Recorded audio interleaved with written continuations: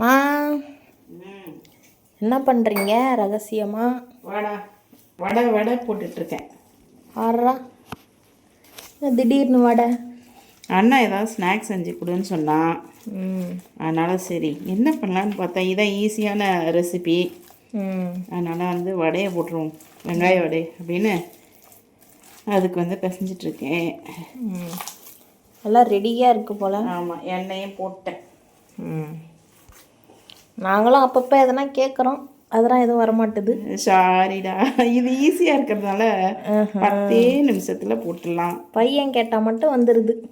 அப்படின்னு இல்லை, அப்படி இல்லை, ஆனால் அப்படிதான். அப்படிதான். பண்ணுங்க. ரெடி ஆயிடுச்சா? எண்ணெய் காஞ்சாலும் போட வேண்டியதான். ரெடி ஆயிடுச்சா மாவு? ஒரு வழியாக ரெடி ஆக்கி விட்டேன். வடையை தட்டி போட போகிறேன். இது புதுசாக இருக்குது பார்க்க. எப்போதும் போடுறது தான்டா. ஆனியன் வடையில் ஓட்டை வருதே, இது நான் பார்த்ததே இல்லைல்ல. நீங்கள் பார்த்துருக்கீங்களான்னு கமெண்ட் பண்ணுங்க. ஆனியன் வடையில் ஓட்டை வருமா? எங்கள் வீட்டில் வரும். அப்படி சொல்லலாம். பாருங்க, வடையை திருப்ப போகிறேன். திருப்புங்க. பார்க்கறதுக்கு எப்படி இருக்குது, நல்லா அட்டகாசமாக இருக்குது. இதுதான் ஆனியன் வடை.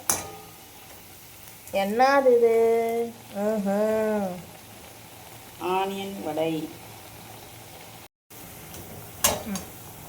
எண்ணெய் நல்லா வடிச்சிட்டு எடுக்கணும்.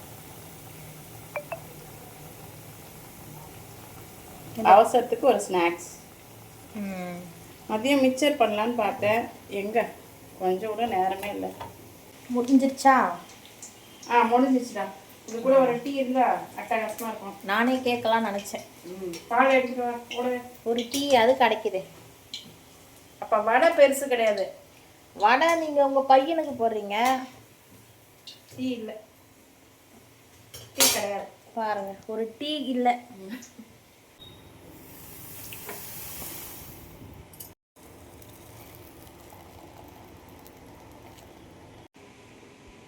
என்ன பண்ணுறீங்க? வடை ரெடி ஆயிடுச்சுடா. ஆனியன் வடை ரெடி. நான் கேட்ட டீயும் ரெடி. சுட சுட வெங்காய வடையும் ரெடி ஆயிடுச்சு. வாங்க சாப்பிடலாம்.